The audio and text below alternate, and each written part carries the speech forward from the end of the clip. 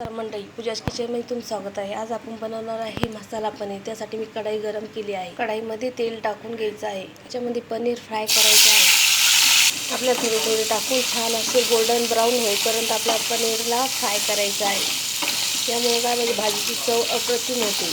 चला मंडळी, छान फ्राय झालेले पनीर आता एका डिशमध्ये काढून घेऊया। वो पनीर मी डिशमध्ये काढून घेतले आहे। तर मी मोठाले 2 कांदे घेतले आहे, 2-3 हिरवी मिरची, अर्धा इंच आलं, थोड्याशा लसणाच्या पाकळ्या 9-10, 3 टोमॅटो छोट्या आकाराचे। याला चला आता फ्राय करूया। कढईमध्ये उरलेल्या तेलामध्ये कांदा फ्राय करायला टाकू, पनीर टाकूया, अद्रक पण टाकूया, त्याच्यात लसणाच्या पाकळ्या टाकूया। मिनिटं छान असं थोडंसं फ्राय करून घ्यायचं आहे या कांद्याला लाल होईपर्यंत। त्याला कांद्यामध्ये टोमॅटो टाकूया, त्याला पण थोडंसं टोमॅटोचं काटा गळूसर याला फ्राय करायचं आहे। चला मंडळी, आता हे बॅटर थंड झालं आहे, मिक्सरला बारीक करूया। हे बघू शकता मंडळी, आपलं बॅटर खूप छान निघलं आहे।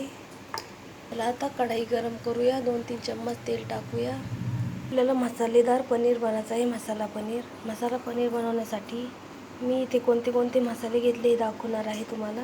यो आहे एव्हरेस्टचा शाही पनीर मसाला, हे आहे 2 चम्मच लाल तिखट, थोडीशी हळद, हे किचन किंग मसाला, इथं आहे थोडासा अंबरी मसाला, इथं आहे मटन मसाला। आता तेल गरम झालं आहे, सगळे मसाले टाकूया।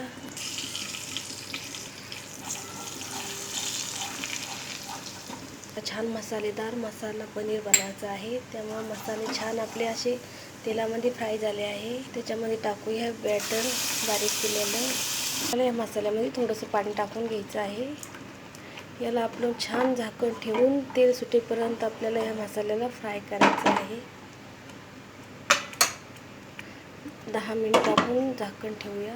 हे बघू शकता मंडळी, आपल्या मसाल्याला खूप अप्रतिम तेल सुटलं आहे। हे बघू शकता, वास तर अप्रतिम येत आहे।